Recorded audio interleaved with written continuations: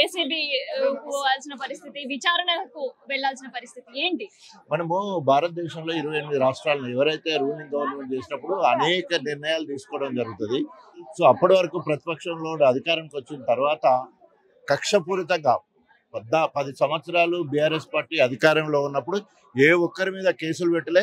Only Telangana అస్తిత్వము, ఆత్మగౌరవము, ఉనికిని, అభివృద్ధిని దృష్టిలో పెట్టుకుని అనేక రకాలుగా భారతదేశంలో ఉన్న 28 రాష్ట్రాల్లో నెంబర్ 1 రాష్ట్రంగా తీర్చిదిద్దడానికి గొప్పగా పనిచేసిన ప్రభుత్వం బీఆర్ఎస్ ప్రభుత్వం.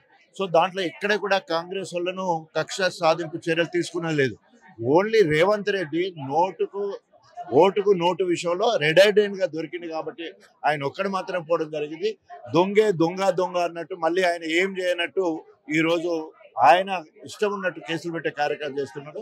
మొన్న అంతా ఇప్పటికే 2 సార్లు ఎంక్వైరీ అయిపోయిన ఈరేస్ విషయంలో కూడా, ఫార్మా ఈరేస్ విషయంలో కూడా మొన్న ఢిల్లీకి పోయి మరి సిబిఐ వాళ్ళతో మాట్లాడి ఏ రకంగానైనా మరి ఆయన ఒక్కసారి అరెస్ట్ చేసినాం అనిపించుకోవాలని ఒక రాక్షస ఆనందం తప్ప ఇందులో ఏమీ లేదు. సో తప్పకుండా కడిగిన ముత్యంలాగా బయటకు వస్తుంది. కేసు విషయంలో ప్రొసీజర్ ల్యాబ్స్ కూడా జరగలేదంటారా? అంటే ఇప్పుడు ప్రొసీజర్ ల్యాబ్స్ అనే విషయానికి వచ్చే వరకు హెచ్ఎండిఏది ఏమంటారు, ఇండివిజువల్ అథారిటీ ఉంది. వాళ్ళు ఏ నిర్ణయాన్ని తీసుకునేదానికి అవకాశం. ఆ శాఖకు సంబంధించిన మంత్రిగా కేటీఆర్ గారి వారిని ఆదేశించి ఉండొచ్చు, దాన్ని ఒప్పుకున్నాడు కూడా. సో కానీ వారి అథెంటిక్ బ్యాంకు నుండి అదేవిధంగా ఆర్బీఐ నిబంధన ప్రకారం మళ్ళీ అక్కడ కూడా ఆ సంస్థకి వేయడం జరిగింది. ఆ సంస్థలు ఇప్పుడు కూడా 44 కోట్లు రిసీవ్ చేసుకున్నట్టు కూడా ఉంది. సో కాబట్టి ఇక్కడ ఎక్కడ కూడా ఏమంటారు, కరప్షన్ అనే మాటకు ఆస్కారమే లేదు.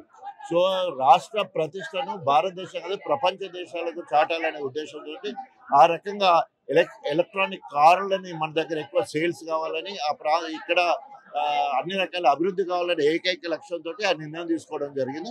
దీంట్లో అవినీతికి మాత్రం ఆస్కారం. సో కాంగ్రెస్ ప్రభుత్వం కూడా తెలంగాణ ప్రతిష్టని ప్రపంచ వ్యాప్తంగా తెలియడానికి మిస్ వరల్డ్ కార్యక్రమాలు కూడా నిర్వహించారు. అది ఎంత దేశ పరిస్థితిగా, రాష్ట్ర పరిస్థితి ఎంత ప్రతిష్టను దిగజారించిందో అందరు కూడా తెలుసు. ఏ రకంగా ఆడవాళ్ళ అందాలను మరి బజార్లో పెట్టి అమ్మే పరిస్థితి చేశారు. వాళ్ళకి ఎక్కడ కూడా గౌరవ మర్యాదలు కూడా కరెక్ట్ లేదు. 200 కోట్ల రూపాయలు ఖర్చు పెట్టి, ఇది ఓన్లీ 44 కోట్లు లేదా 55 కోట్లకు సంబంధించిన విషయం.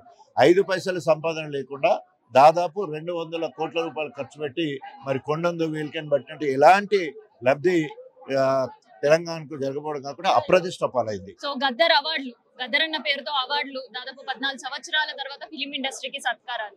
సో దాన్ని ఏమంటారు? ఎందుకంటే అది వివిధ రంగాలలో ఇచ్చినప్పుడు గద్దర్ లాంటి సామాజిక ఉద్యమకారుడు, విప్లవకారుడు, మరి అనేక రంగాలలో ప్రత్యేకంగా దళిత వర్గాల్లో దేవుళ్ళు అంటున్న వాడిని ఒక ఆటలకు పాటలకు ఒకదానికి పరిమితం చేయడం కరెక్ట్ కాదు. అందుకనే చాలా మంది అభ్యుదయవాదులు కావచ్చు, లేదా మరి ఈరోజు సామాజిక శాస్త్రవేత్తలు కావచ్చు, సామాజిక నాయకులు కావచ్చు, అందరూ కూడా గద్దర్ అవార్డు పేర్లు పెట్టడం తప్పని చెప్పేసి అందరూ అంటారు.